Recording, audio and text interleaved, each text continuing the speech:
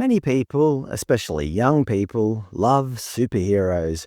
Spider-Man consistently remains the most popular hero in the world by almost every metric.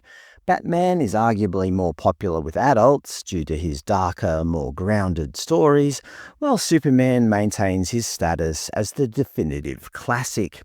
Wonder Woman is the most popular female superhero by a wide margin, particularly among girls, and Iron Man's legacy and merch remain top tier, despite his cinematic death.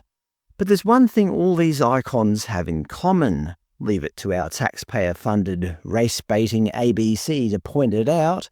Not everyone sees themselves in superheroes that are mostly white men. Yes, despite their global popularity, the fact that these characters are usually portrayed as white is apparently some kind of cosmic injustice.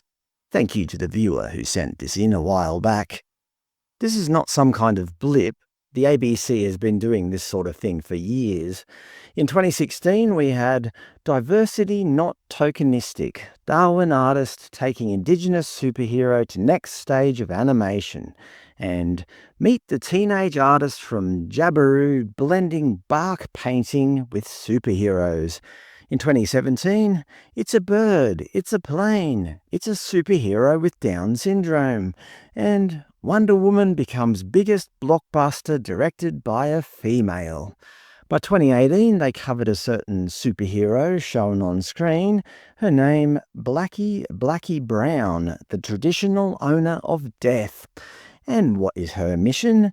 A woman dressed as a superhero is on a mission to kill 400 descendants of the white colonialists who killed her great-great-grandmother. Of course.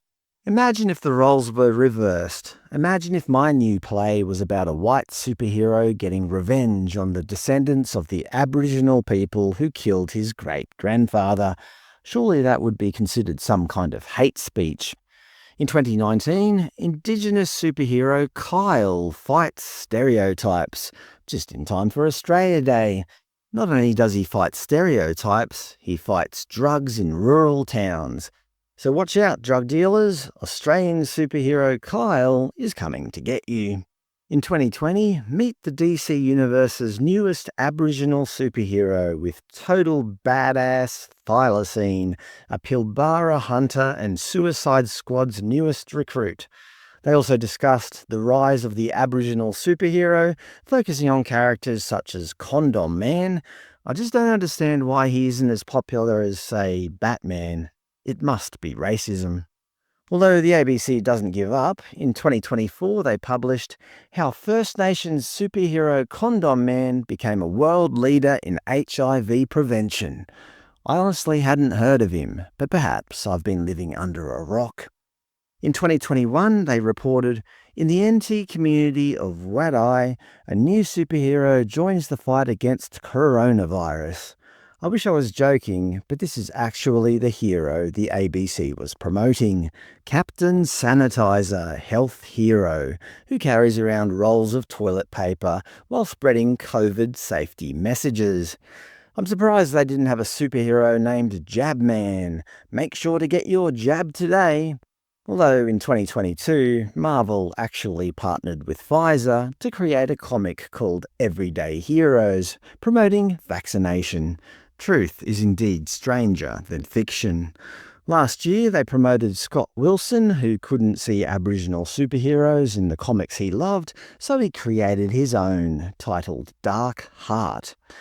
Though the season may change, the fire remains strong. He must protect the fire and the law from evil beyond this place and time. And of course, earlier this year, they promoted members of the Aboriginal LGBT community who dressed up in superhero costumes to attend their very first Sydney Gay and Lesbian Mardi Gras.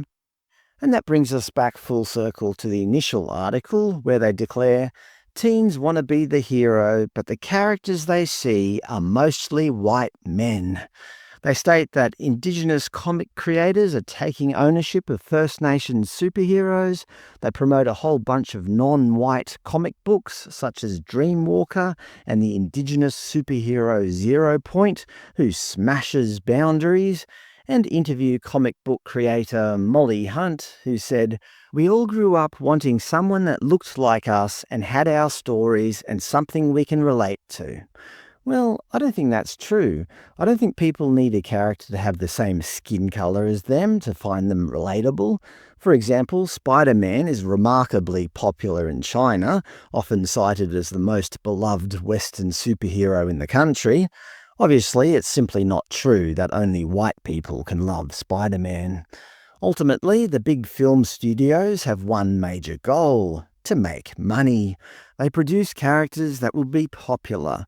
Of course, people are free to make an Indigenous character, nobody is stopping you. But ultimately, they need to be relatable emotionally, not just physically. Clearly, the ABC is just race baiting as usual, giving a billion-dollar taxpayer-funded platform, one of Australia's largest news sites, to a select group of people to promote their comic books for free. The only condition? That you're not a white male.